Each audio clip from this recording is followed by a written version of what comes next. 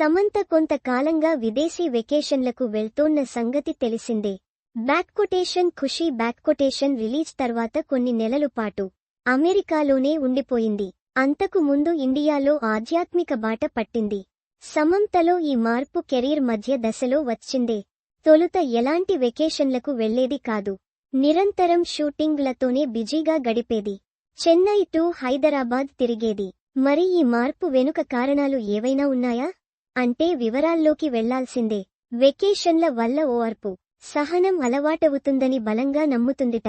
యాత్రలతో వ్యక్తిగతంగా మనసు రీఛార్జ్ చేయడంతో పాటు ఇంకా స్ట్రాంగ్గా మారుతాం.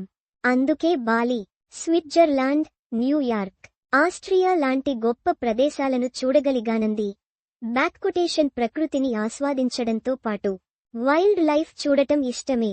చూడాలనుకున్న ప్రాంతాలకు సంబంధించి వివరాలను ముందే లిస్ట్ రూపంలో రాసి పెట్టుకుంటా. ఆ ప్రకారం తీరిక దొరికినప్పుడల్లా ఒక్కో ప్రాంతానికి వెళ్లి వస్తుంటా. అలా వెళ్లడం వల్ల మన గురించి మనం తెలుసుకుంటాం.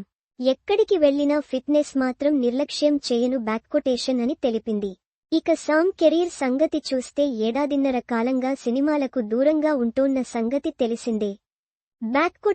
ఖుషీ తర్వాత వెండి తెరపై కనిపించింది లేదు. ప్రస్తుతం మా ఇంటి బంగారం లో నటిస్తోంది. అలాగే శుభం లో కామియో రోల్ పోషిస్తుంది. ఈ చిత్రానికి తానే నిర్మిస్తుంది. బాలీవుడ్లో రక్త బ్రహ్మాండ్ వెబ్ సిరీస్ లో నటిస్తోంది.